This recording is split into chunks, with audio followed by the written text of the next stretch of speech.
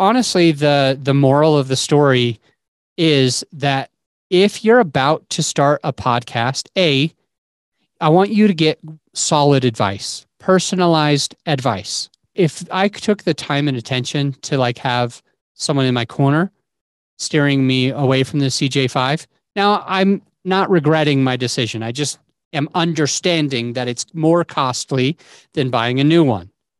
I don't regret the decision. The CJ5 is fine.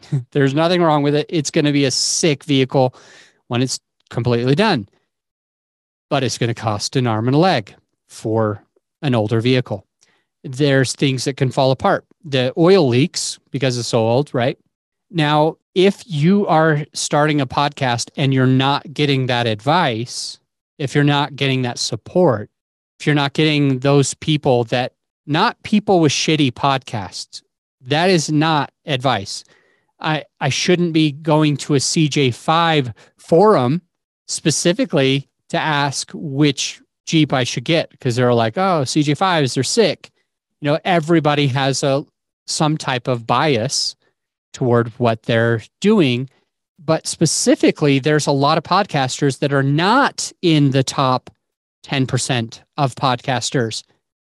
And some of you have gone to them for advice. Some of you have like asked them, hey, how do I have a good podcast? But though your friend doesn't even have a good podcast. Like their podcast adds value. Yes. There's good music. Sure.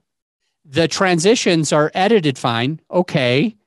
The recording quality is on point. Great. But the podcast doesn't have listeners, right? So they're not monetizing at all.